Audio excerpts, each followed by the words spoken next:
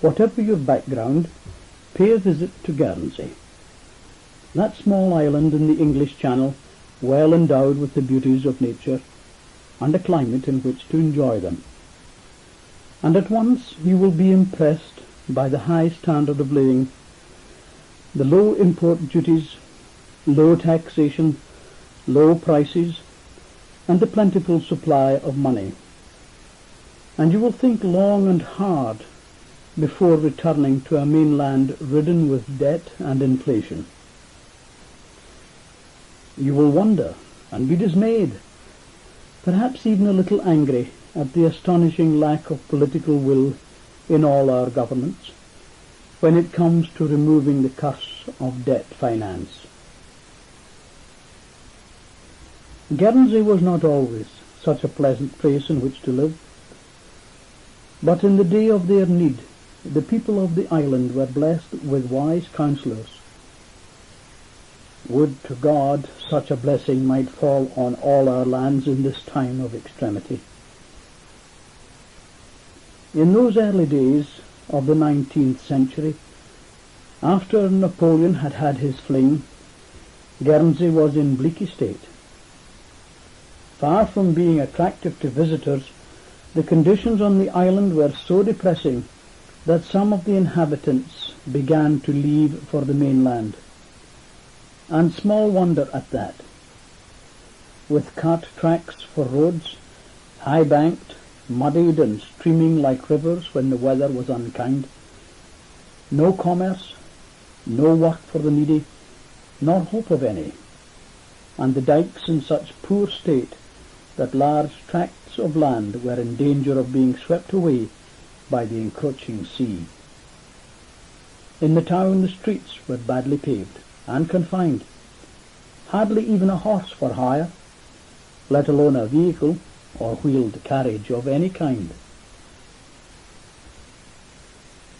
Such was Guernsey's case in 1813, and with a net annual revenue of £600 after meeting interest of £2,390 on a debt of £19,137, the island parliament, known as the States, had little to console them when faced with an estimate of £10,000 for renewal of the dikes.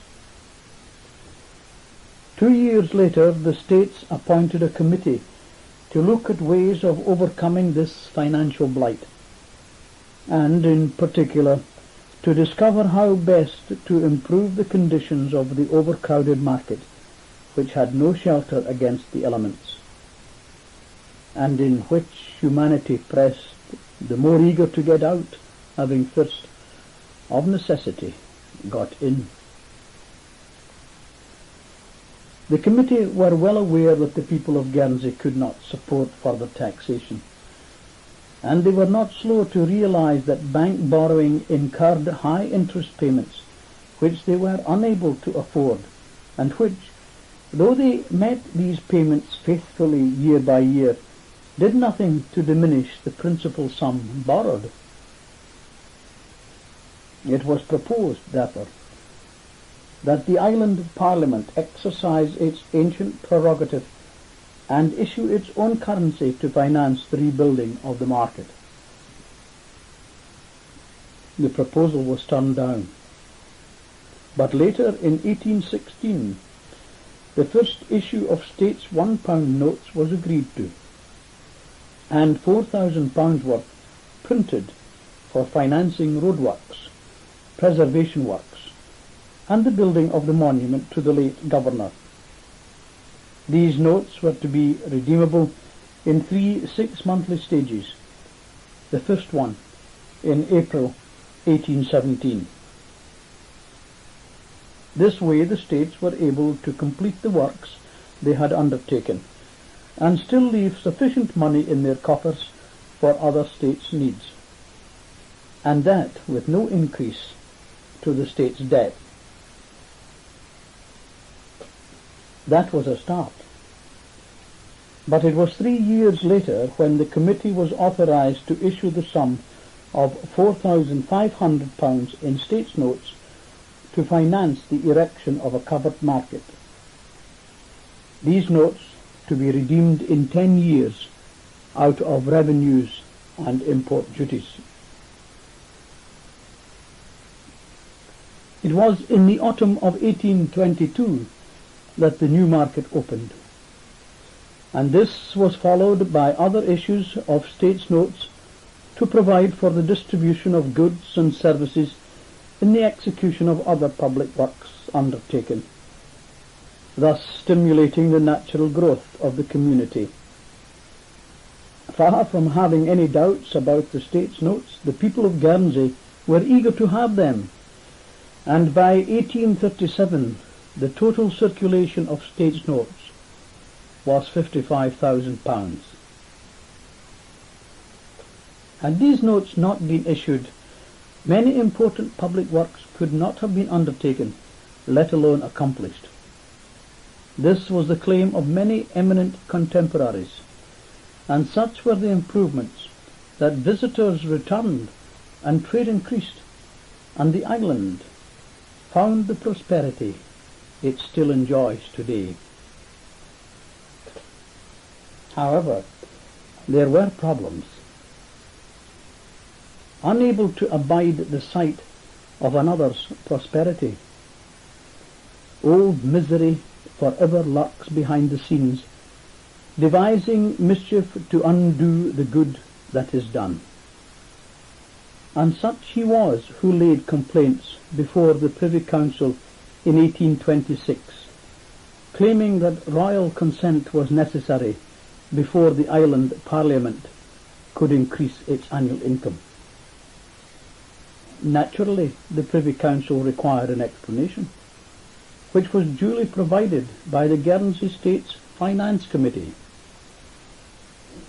That ended the matter, until two private banking institutions, set up in 1827 and 1830, began issuing notes at their own discretion, without reference to the island Parliament, flooding the island with paper money.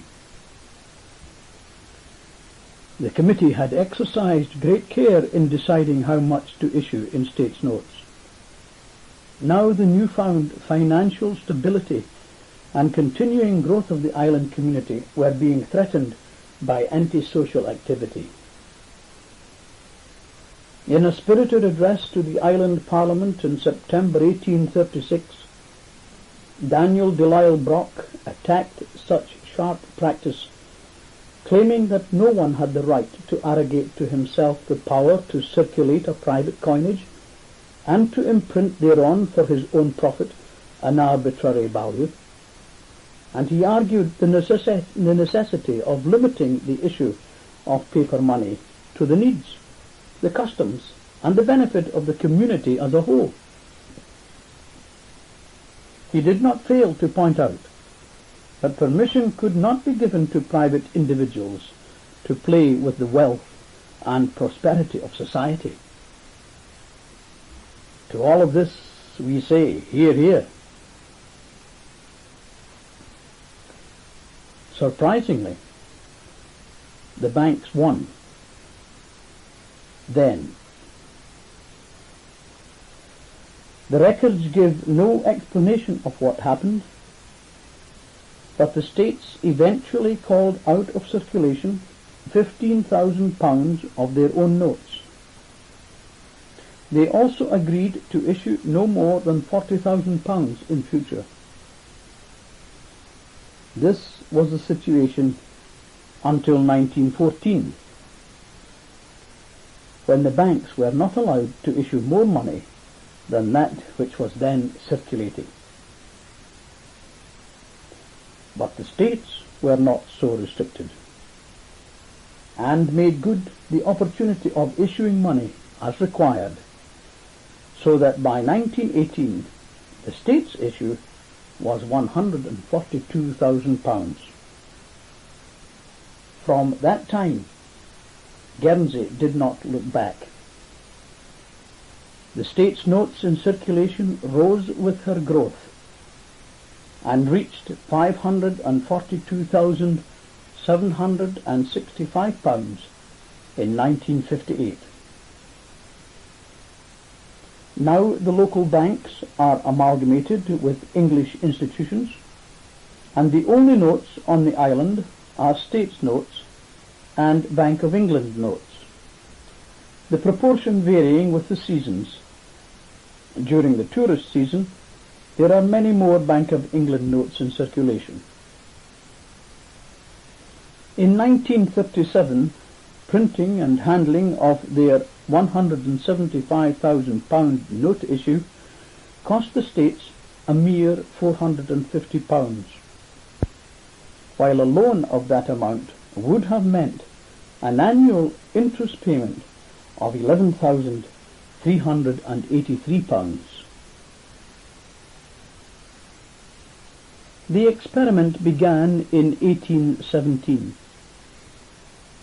and the inflation the people of Guernsey now experience is all imported. Much of their food and all their equipment is shipped in, and as prices rise outside, so do they rise on Guernsey. The island Parliament has ever been prudent in the issue and cancellation of its notes, and there is no reason to suppose it would be otherwise. Moreover, the people of the island prefer them, since there is no debt or interest attached to them.